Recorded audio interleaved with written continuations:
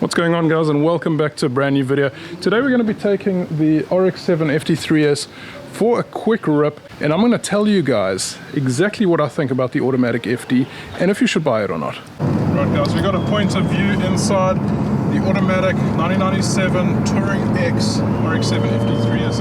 What a mouthful. Now I figured I'd show you this car because I bought it in 2016. It was kind of by mistake. You all know the story. If you're OGs on this channel, you would have noticed that, or you would have known that I picked up this car when my daughter was born, and I had a couple sleepless nights, and I was a little bit despondent about buying an RX7 online, or at least in the auction houses, because I wasn't winning, and I was just purely trying my luck with low balls and whatnot.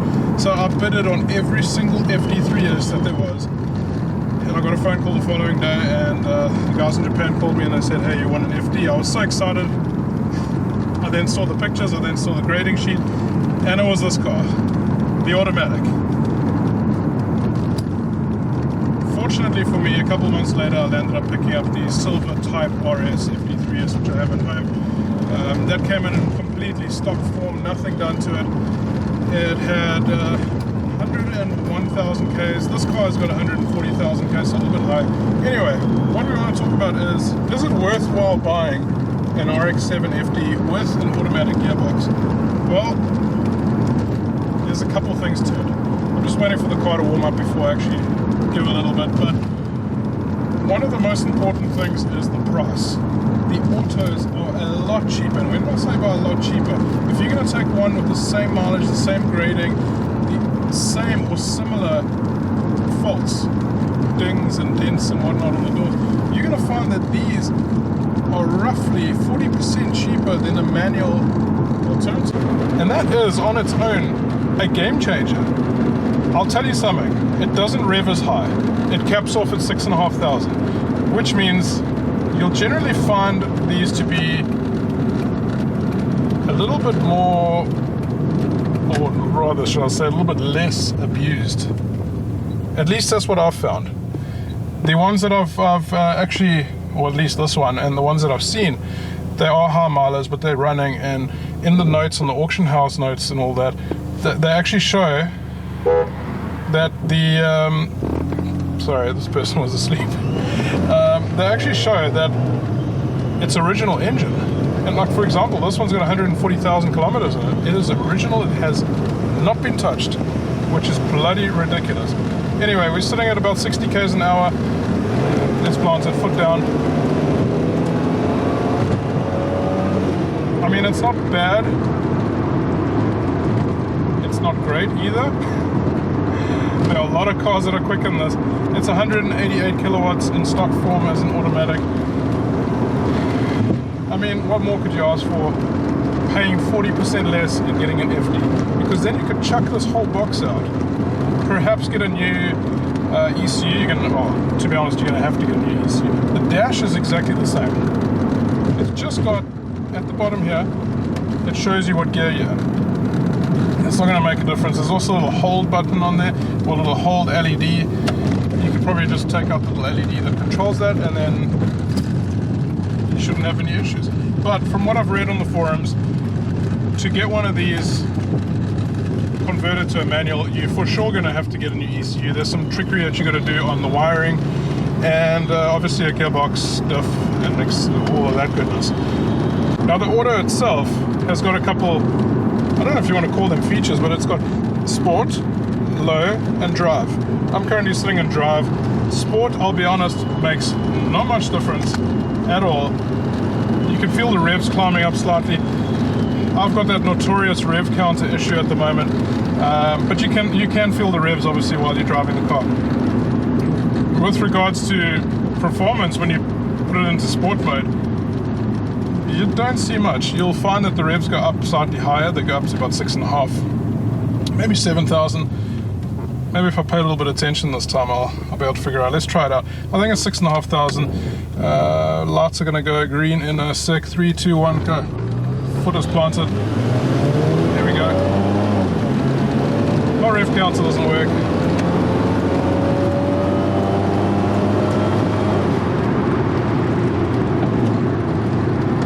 bad at all though for what it is.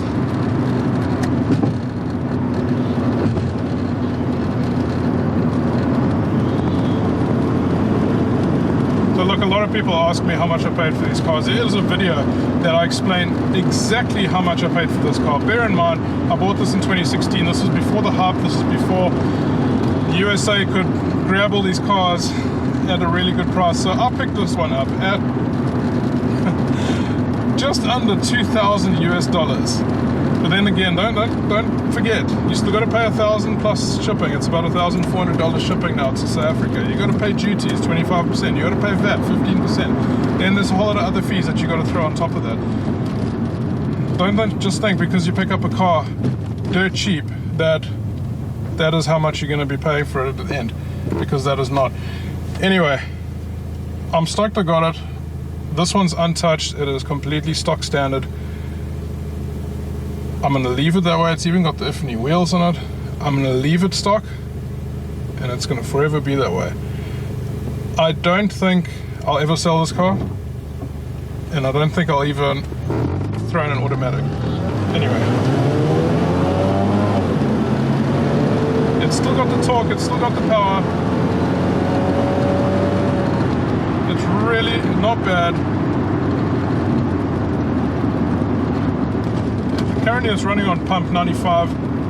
It's still pulling like a freight train, 188 kilowatts like I said. I think, I haven't actually looked at the power figures in quite a while. Torque 250, but I'll have them flashing on the screen. Anyway, so guys, the price of a box and a diff varies. I've found boxes, I mean it's going to vary country to country to be honest. I've found boxes here for about 7,000 to 8,000 Rand. Haven't seen the price on the diff, but anyway, 7 to 8 grand plus an ECU. You're more than likely going to be throwing something else inside, like a Microtech or an Apexi Power FC like I have in my other car, or anything else that these rotaries seem to like. But let's factor the ECU price out, because you're more than likely going to get another ECU anyway. You're just going to be paying for the box. You're going to rip all of this stuff out and maybe change the dash, I don't know. And then you've got yourself a manual FD at, well, let's call it like 35% cheaper now. That is unbelievable. So my answer to the title of this video, is it worth owning, I don't know what titles of you, is it worth owning an FD that's automatic? Something like that. I think so. If you're planning on modifying it, picking it up cheap. It still sounds great. You guys can hear that, hopefully.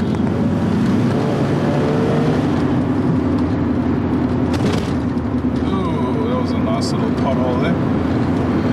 I've got a cheeky little Porsche up in front of me. This car will undoubtedly get murdered by the Porsche, so I'm not even going to bother, but yeah, I'll let him think that he has a fighting chance against me. Let's be honest, you see an RX-7, you're going to think that there's a big ass turbo behind it. You're going to think that the rotary's been Bridgeported. Although this one you can't hear a thing. Silent, stock exhaust.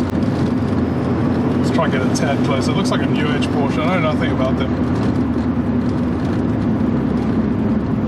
Dude, slamming the brakes. So this is a perfect one. Not too obvious that I'm coming up behind him. It's a 911 Carrera S. I bet that Porsche is more expensive than every single car I own. And that is a fact.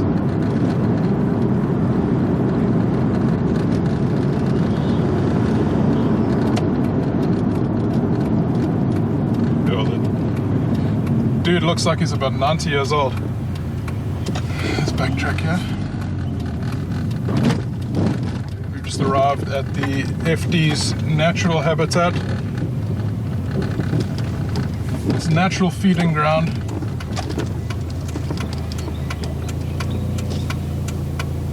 I mean, this car's low, but it's still manageable. I managed to get through there and I didn't scrape. Power!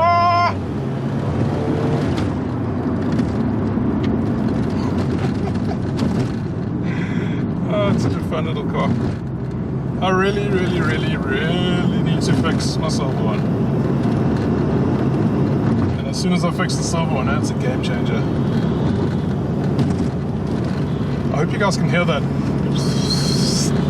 little whistle there. Cheeky little turbo noises. I mean, if you dudes watched my stripping video, the one that I was ripping the turbos out of my other RX7, you guys saw how small they are. They're like keychains. If you've ever seen an RB25 turbo, that makes the FD's turbos look like they don't even exist. And the RB25 turbo is tiny.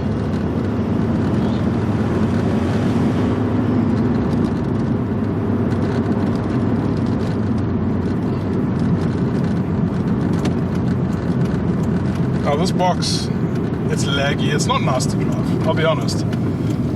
I daily drove this for a little bit. I was interchanging let's put it back into drive mode now. I was daily driving this and the MR2 for a little while, call it 2 or 3 weeks. And I mean, the box is laggy. So if I want to plant, okay, let's give it a countdown. So I'm busy cruising now. 1, 2, 3 now. It takes forever to actually action something. But that's your typical 90s gearbox. I mean, that was about a second delay before it actually decided to do something.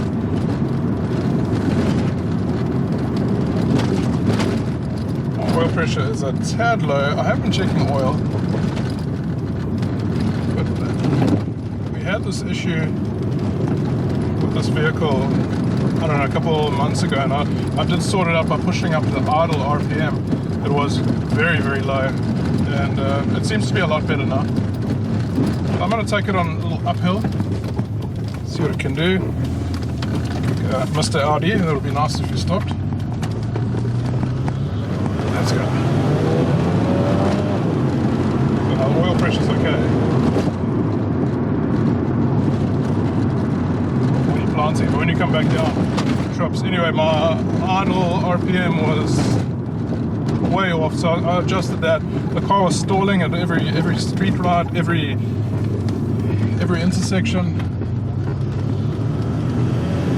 A lot better.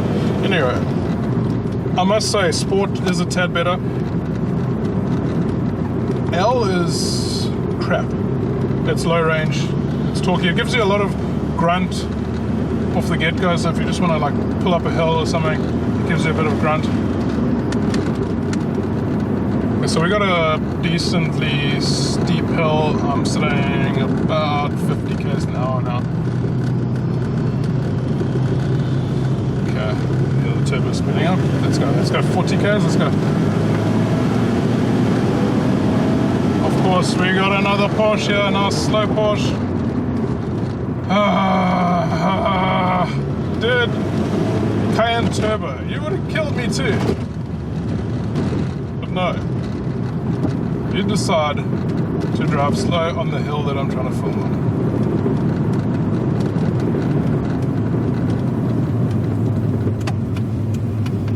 Okay, that was fantastic decision making, my dude. But so now he floors it. Go, go, go, go, go! Stop! Now this being the automatic Touring X, it doesn't have the big brakes like my Type RS model. I've got the like almost Brembo style, Brembo size brakes on that car. This one's brakes are small, but they're doing the job. I mean, they honestly work. I've probably got similar brake sizes on my Skyline. I've got EBC yellow, I think they're yellow, or red, or green. I've got EBCs, and the EBCs makes the world of difference. That was what I was getting at, so you can throw EBCs on here. There's a lot of rattles and shit going on in this car. Hey, monkeys, monkey. I'm sure you guys can hear. I've tried to direct, and then it wasn't directing. I've tried to direct my microphone, which is on my big camera over there. I was too lazy to set up my lapel and all that. Not lazy, just strapped for time. I had the opportunity to jump in the car, the reason why, the honest truth, the reason why I'm filming this video is I'm actually testing out my head mount and my gear, because I promised you dudes in the previous video, I said I would take out the R32 GTR for a rip. Now I want to make that a banger, and I want to set up, I've got like 2 or 3 of these cameras, and I want to set POV, and I want to set up one up behind me and maybe an exhaust cam, and we just go for a rip and we just go and talk a lot of shit and go from there. Anyway, I'm just aimlessly driving around and I'm getting further and further away from home. Ooh, that was fun. A little bit warm over here. I'm back at home. Thought I'll show you guys what the engine bay looks like, and a new habit that I've started doing, because this is a new battery and I just had to buy a battery for the R32 GTR a couple days ago. But anyway, this is the engine bay. It is completely stock, nothing done to it. Well, I don't know if you want to call this a mod, but the AST burst, and I wanted the stock one, couldn't find one at the time, so my old man made this thing to hold the stock one back together, because the glue breaks and gets brittle and whatnot. Anyway, all good now. So closing thoughts on the black RX7, my silver one's right next to it. I think if you strap for cash and you want to do something later and you don't want to take the chance and perhaps wait until you have the money, because the prices, let's be honest, the prices are climbing every single day. And if that's exactly what I did. And I bought early, I jeopardized everything else. I could have thrown the money at the house, I could have made the house look a little bit better, but I decided I'm going to think smart and I'm going to buy these cars while I can, because the prices have doubled on both cars, just over doubled. So if that's what you're thinking and you have the money to buy an auto, maybe buy it now. Do your mods later when you can afford it, and you'll be pretty happy. Like I said in the video, I'm not going to be modifying this one because I've already got a modded R32, I've already got a modded RX7 next to it that I still need to finish and throw on that huge whole set turbo that I've got. But closing thoughts, strap for cash, want an FD badly, buy an auto, go for it. It's still a fun car to drive. If you want to race it around, maybe the Autobox isn't so great, but for a daily commute it's average. It's nothing like a Lexus, but it'll get you by, and you probably forget it. I mean, I complained about the lag and being a 90s auto because I'm coming out of a Lexus IS model that's a lot newer, and I mean, you don't even feel the gear changes. It's smooth as butter, but you do on this thing, so you'll feel like, whoa, coming in second and third and fourth, and I think that's just 4 gears. But anyway, that is the video, guys. Thank you so much for watching. I will see how the footage looks, and I will jump into the R32 GTR as soon as I can, rip it around, POV and some other cameras. Thank you so much for watching. If you're new to the channel, please hit that sub button and like the video, it helps a lot. And guys, please comment. I love chatting to you dudes. If you want to ever chat on Instagram or anywhere else, just hit me up. Thank you so much. We'll see you in the next one. Peace.